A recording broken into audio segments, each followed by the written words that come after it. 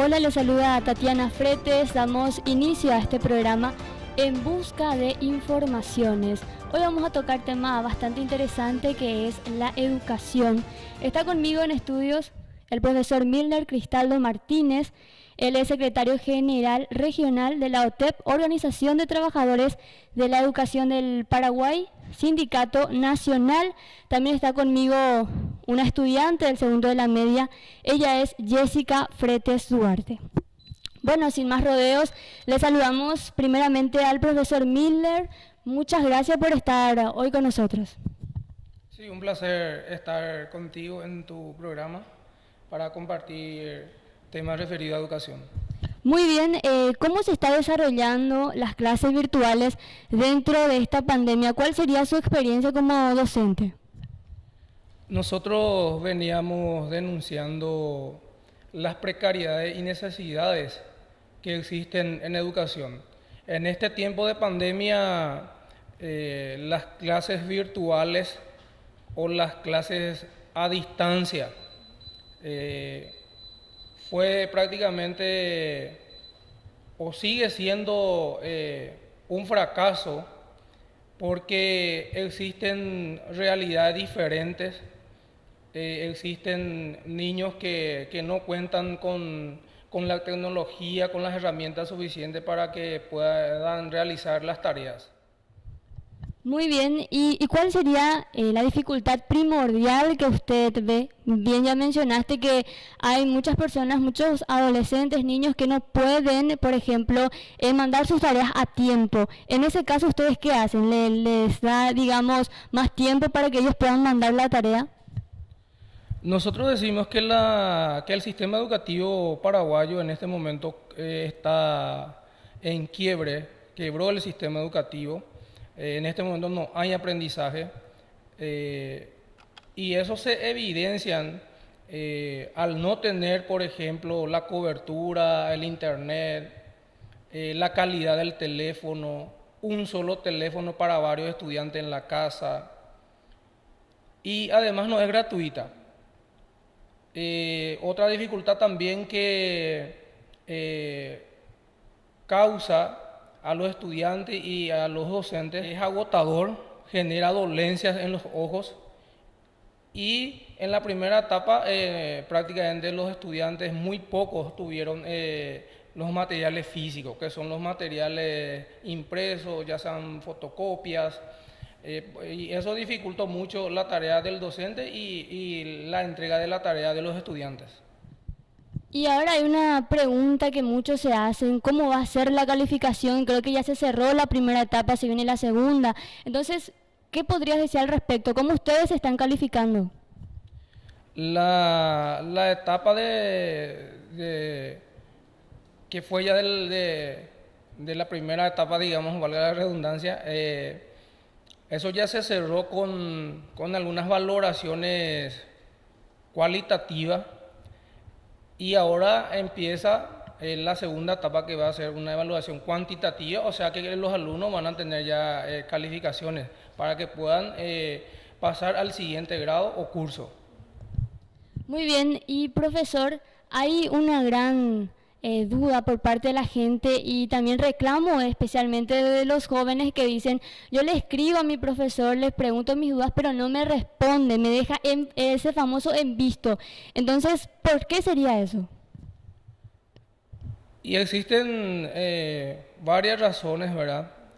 Como ya mencioné, existen dificultades, o sea, muchas dificultades para el docente porque tienen muchos estudiantes, al mirar el teléfono es lento, revisar la tarea punto por punto, responder, eso cuesta, lleva un tiempo. Y también los catedráticos, los compañeros catedráticos que tienen horas completas, digamos, están manejando 300, 250 a 350 alumnos un docente. Y eso pues dificulta, ¿verdad?, responder todo en poco tiempo. Entonces por ahí a veces el docente se ve obligado a trabajar más de noche, sábado y domingo. En este momento el docente trabaja más con esta educación a distancia. No es una educación virtual, no hay interacción. O sea, existen realidades y muchas dificultades. Muy bien, y profesor, ¿qué podrías decirle, verdad, a aquellos jóvenes? Porque muchos desistieron, muchos dejaron el año, dijeron, mira, voy a continuar el año que viene, por, como comentaste, varias razones. A veces algunos trabajan, no pueden hacer tantas tareas por los quehaceres que también uno hace en el hogar. Entonces, ¿qué podría decirle a aquellos jóvenes que ya dejaron y los que siguen todavía mirando para adelante y haciendo sus tareas? Y los jóvenes y los niños también, yo creo que son muy valientes y los padres de familias también ayudan bastante en este tiempo de pandemia. Una educación diferente, digamos, nunca vivida. Y yo les animo a los padres de familia en primer lugar a que sigan con la tarea, ¿verdad? Como puedan, exigiendo también materiales físicos, porque ahora mismo desde el ministerio están llegando algunos materiales, ¿verdad? Y algunos fondos de los directores que se tiene que utilizar en las instituciones, algunas máquinas que se están donando. Entonces utilizar eso, no solamente el teléfono, porque no es el único medio que se puede utilizar, y hacer las tareas correspondientes, ir entregando para que puedan terminar el año lectivo. Y vamos a ver qué pasa el próximo año, porque esta pandemia creemos que no va a terminar todavía para el próximo año. Profesor, y por último, porque seguro recibiste o los docentes recibieron llamadas de mamá, papá que se quejan, ¿verdad? Que no se le hace caso a sus hijos. Entonces, ¿cuál ustedes sería la respuesta a aquellos padres de familia que siempre se están quejando? Y que tengan paciencia, ¿verdad? Por sobre todo porque ya mencioné, ¿verdad? Que el docente en este momento está trabajando más, nunca vivida, con la tecnología o con el celular en este caso es muy lento los trabajos. Entonces, que se pueda tener paciencia y sobrellevar y terminar el año lectivo. Porque se habla mucho de la flexibilidad también. Se habla mucho de la flexibilidad desde el ministerio mismo y no hay otro camino, ¿verdad? Eso tenemos que tener en cuenta siempre para que los estudiantes puedan pasar al siguiente grado o curso. Muy bien, profesor, muchísimas gracias por tu tiempo. No sé si usted quiere agregar algo más. Y gracias por permitirme estar aquí contigo, y estamos a las órdenes para abordar temas referidos a la educación.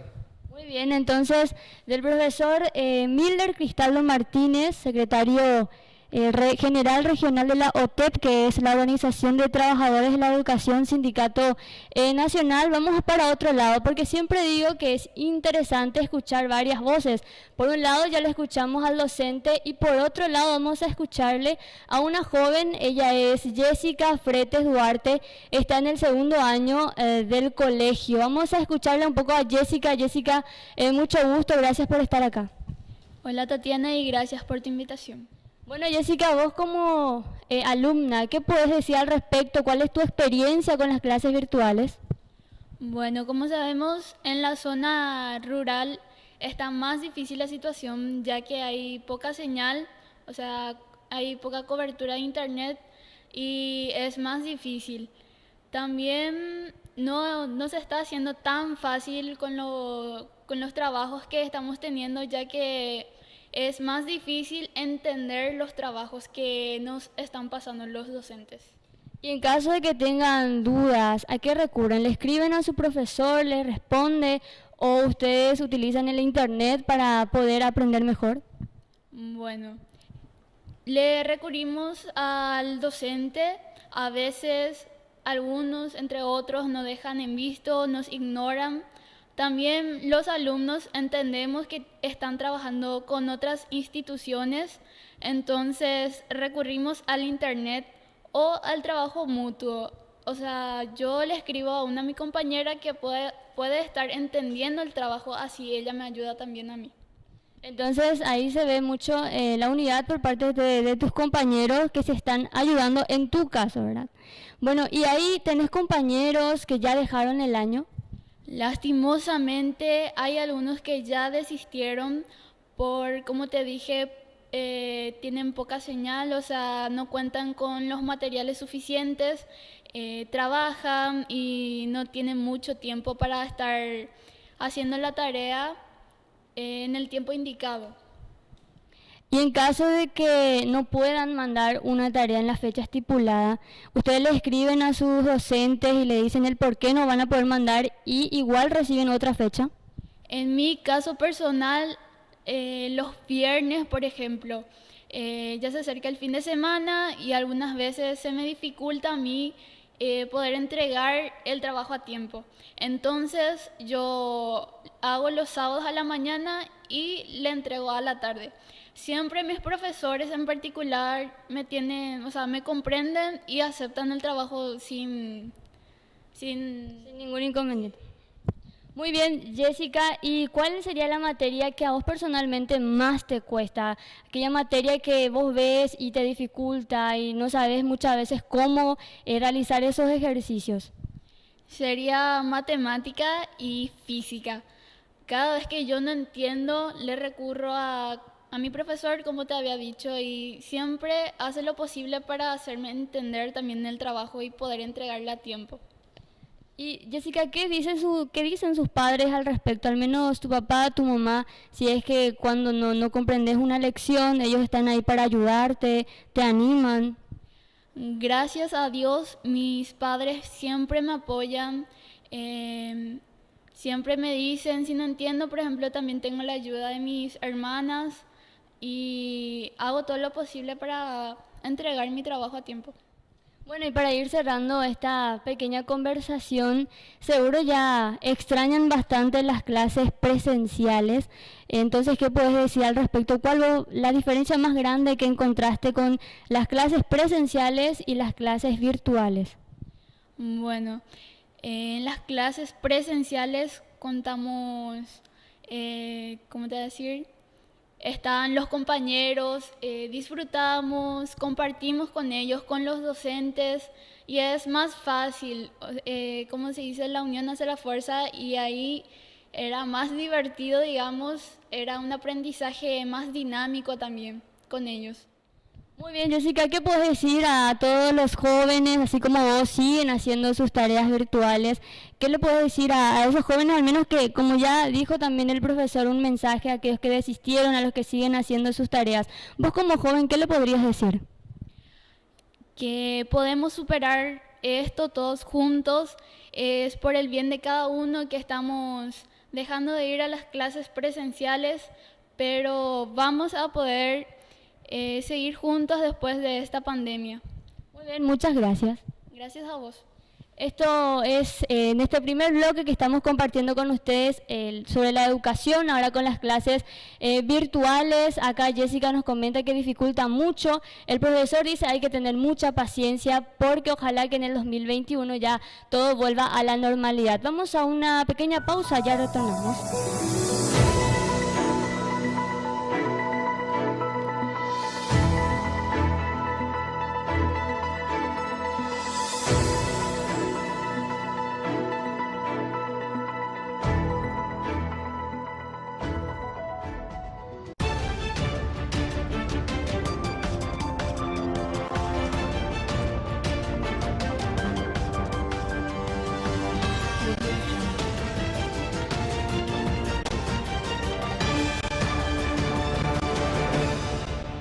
Retornamos en el primer bloque, hablamos de un tema bastante interesante que es la educación en estos tiempos de pandemia.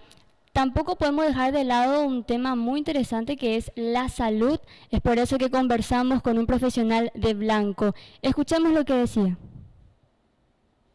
Me encuentro en la unidad de salud familiar de Alemancue, distrito Orqueta, en compañía del licenciado en enfermería Elvio Ramón García Medina. Vamos a conversar con él. Muchísimas gracias por tu tiempo. Muy buenos días, gracias a ustedes por venir a visitarnos y así para poder conversar un poco. Bueno, ¿cómo está el sistema de salud actualmente? Y estamos en la lucha, bien sabemos, estamos en la pandemia y estamos enfrentando esta situación con todos los instrumentos y las capacidades de recursos humanos que contamos. ¿Y ustedes cuentan con herramientas para el tratamiento del COVID? Y hablando del COVID, vamos a hablar del EPP, el elemento de protección personal. Sí contamos con tapabocas, bien sabemos que en caso de que haya casos sospechosos, hay otra clase de protección personal que se utiliza para dicha situación.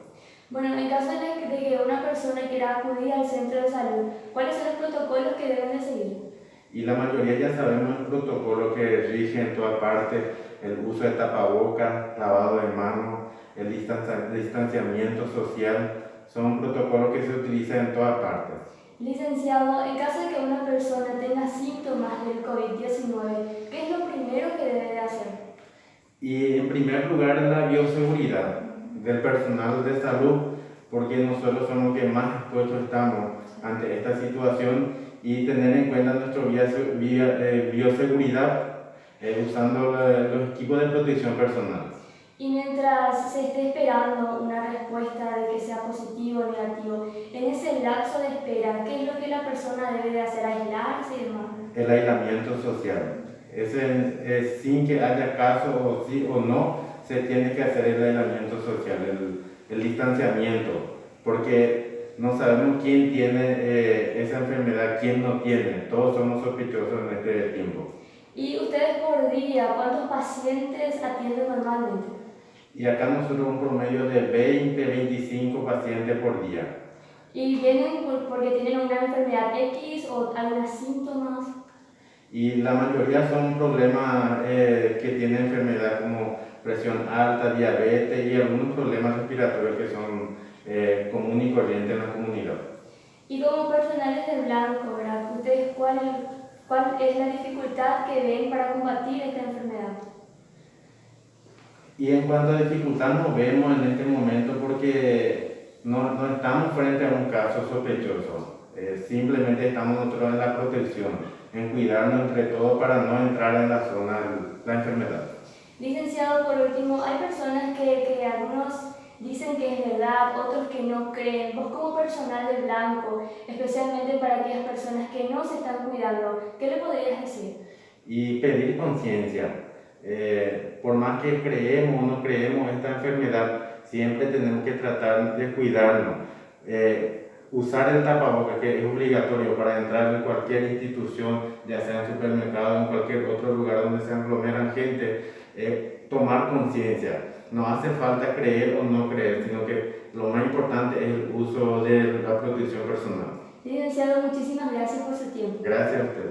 Esto fue todo. Tatiana Fretes desde la Unidad de Salud Familiar Alemancue, Distrito Orqueta. Muchísimas gracias a todos los televidentes que siempre nos acompañan desde el otro lado. Esto fue todo de En Busca de Informaciones. Hasta pronto.